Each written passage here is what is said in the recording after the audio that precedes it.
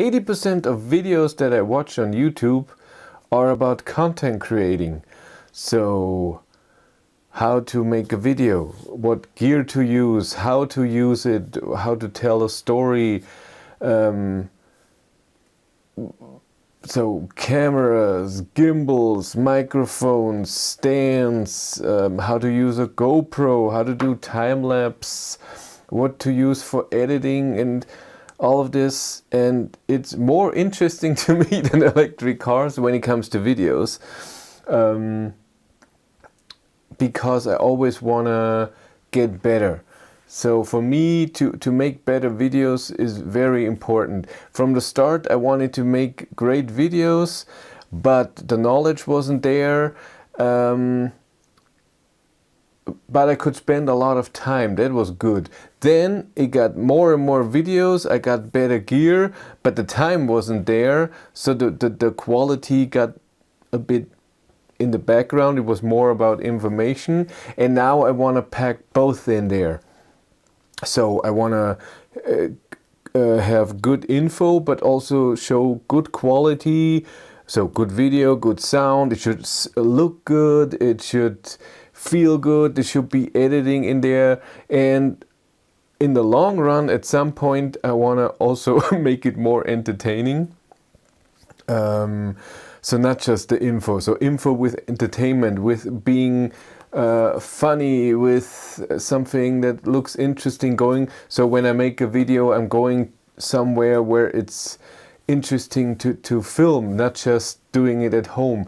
But right now with time, with work and then doing videos, it's just not possible. But at some point I want to do it full time and YouTube, and then I want to do this. So hello to the 36 or whatever subscribers here on Behind the Battery.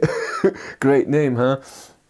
Yeah, this should be, there will be not great edited, very fast videos, and because gear and how I do stuff is interesting to me, I thought I want to show that too. Maybe it's not that interesting to a lot of people, but to me it is, and that's why I want to show you. And important, I will say that in front of every video, I'm not a professional, I don't know what I'm doing, I learn by doing. I watch videos about stuff, I try stuff out, I'm making a lot of mistakes. It's how it is, but that's how it happens. So here it is. This is the Honor 8, my old phone, 2 generations back.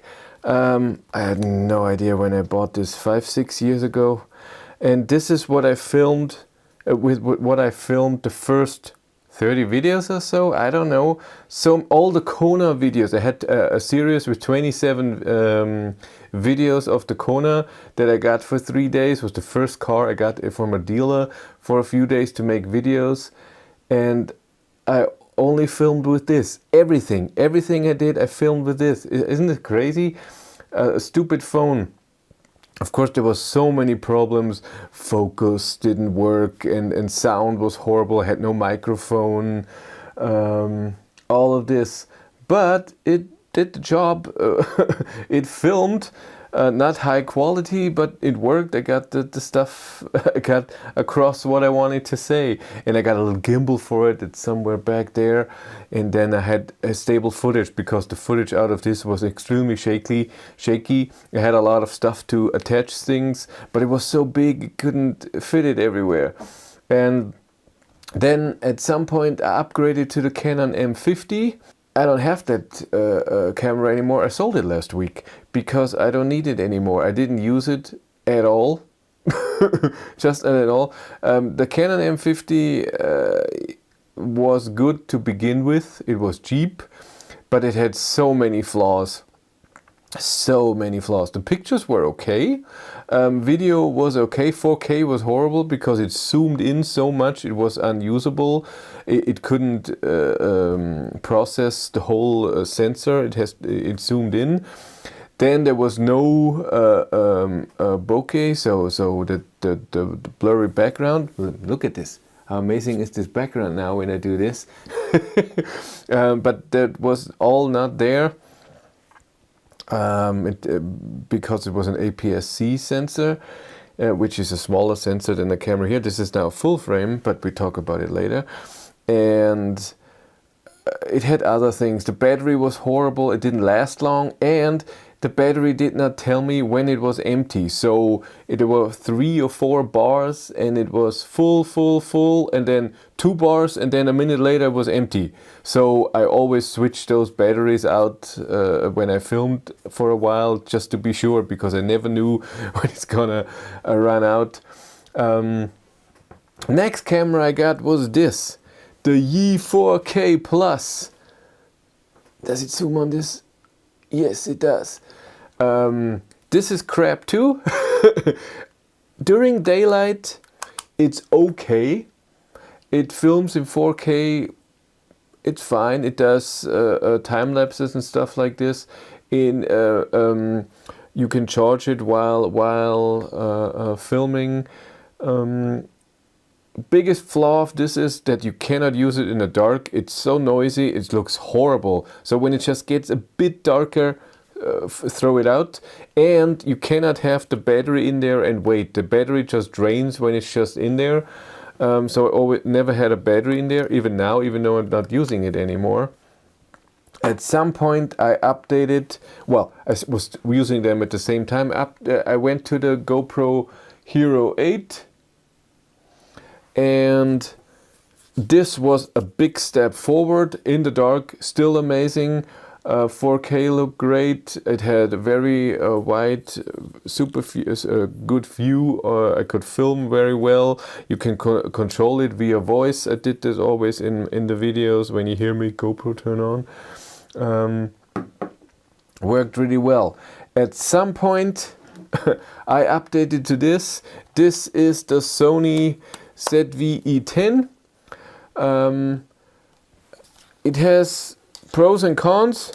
As always, everything I bought over the years, everything I bought had always to do with I'm buying what I can afford, and what I mean with that, I could afford something else, but I don't want to spend more than this. It has to be a balance between what I earn with YouTube and what I spend on stuff. And this camera is good. It was a step up because 4K doesn't zoom in. That was great. It had other problems, so the video quality is okay but not great. It was still not full frame. Battery life was fine, and it shows it in percent. That was cool. I didn't like this thing here I didn't buy any other lenses, but that the lens goes out and changes when you zoom. So every time when you zoom and then you turn it off, your position of your zoom is gone. I didn't like that. It has other things where I was not. The pictures weren't that great. Video was okay, not amazing, and it's extremely shaky. So there is an active steady shot that you can turn on, but then it crops in and then it's not usable. So I had to use a gimbal, and for the gimbal I used I don't have that, we do that in a different video, but it needs to be stabilized. It's too shaky, it's not usable at all. And then I upgraded again, where I'm not using the E4K anymore. I just got the GoPro Hero 11 Black, and this is really a step forward from the 8. There are things in the 8 that I love, the voice control. Here's voice control too, but the GoPro 8 I can turn on with voice control. Here I can't. I have to do it by hand. I haven't found anything where I can do it, but battery life is great. It has so many new features that I love. It's way better in the dark, amazingly steady when you need it. So many functions, like I said, I love it. Great picture quality. The Hero 8, for whatever reason, when you film long, so over 10 minutes, it separates the video files in 4 GB files. This one doesn't.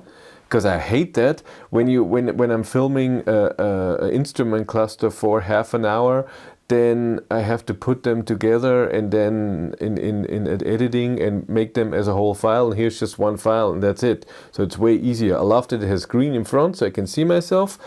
And in between, before the Hero 11, I had the DJI Osmo Action 3 that just came out. I bought it right away when it came out, and I checked it and it seemed to be okay. It also doesn't turn on when you use voice control. There were two things that I didn't like about it. That's why I sent it back. So after a week I sent it back. First of all, I made a video in the car and it didn't look good. It wasn't dark, but it was very grainy. Like, what the hell? It was in normal setting, like the GoPro 2, so as well. So it shouldn't look bad. It wasn't extremely dark, and even if it would have been dark, it was too noisy. It didn't look good. And the other thing was the front screen. The front screen always turned off. So I set it that both screens turn off after a while, so to save power. And with this, I just touch it and it's on.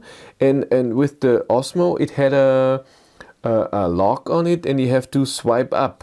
And in the rear, when I swiped up, it worked immediately. And in the front, swipe, didn't work. Swipe, swipe. From the middle, from underneath, I tried, and it took like 10 tries till it started. And I was like, I'm not gonna have that. And picture quality, so I sent it back. And now, just 2 weeks ago, I upgraded again to something that I'm very excited about. Yeah, now I'm on a different camera. Now the Sony ZV-E10 is filming me. And this is the one I just bought and I love it.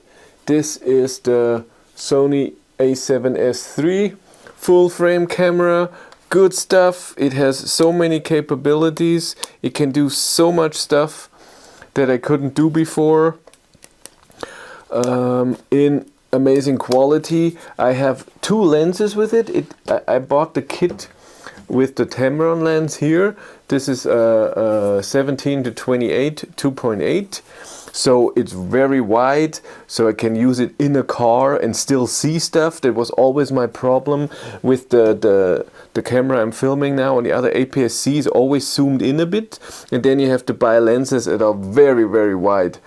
And so even a 15 that I have on there is still not wide because of APS-C sensor, because the sensor is smaller and then the lens has to focus it on a smaller place, and so it's not as wide. And here it's bigger with the full frame, and it's really wide. And I have a second lens now. It's a Samyang 24 1.8, and this is great. 1.8 aperture gives me that amazing bokeh that you just seen, that blurriness bear. That's awesome. I love that. It the good why I do this is so it separates me from the background. If I want something behind me to be seen, I don't have to use it. I just put the aperture up. But if I want that, then it's just nice that I can do that. And it's just a beast. I mean, 4K 120 frames per second and 1080p and 240 frames per second. I can't do that right now because with the camera should have come CF Express Type A card that can save this all, and I only have an SD card right now because the other card was not available. It was in the package, but it's not available right now. I'm waiting for that, so I haven't filmed 4K 120 frames per second yet, or the other one HD in 240, because I want to do that too. I want to implement that. I want to put in focus things, so this is in focus, then this. All of it, again, it's all about making a video better, and I think this can do that. I always wanted a full frame camera. I always wanted something good. It was always out of my reach budget wise, and it still is. But I wanted to do that for so long. It was important to me. And I think it's a good step. I can make better videos, and that's the most important of all. And just do stuff that I couldn't do before. So this was just a little video about my cameras. Like I said, I only have this for 2 weeks now. I just took a few pictures of the sky, so the Milky Way and the Andromeda Galaxy. It's awesome. I've never seen that in my life before with my own eyes or with a camera, but looks awesome. I knew where it roughly is, and then on the pictures when I looked at them and changed them a bit, they were like, oh my god, I can see it. I was so excited, and I'm excited to do stuff with this and have no excuse that the picture quality is not great, because this is also amazing in the dark. That's what the A7S III is famous for. Very excited. And so this was the video just about the cameras, and then there will be more why I use it, and how I use it, and mounts, and where I put it in the car, and how, and what editing, what computer, and all of this. This is just because it's interesting to me, and maybe it's interesting to a few people out there as well.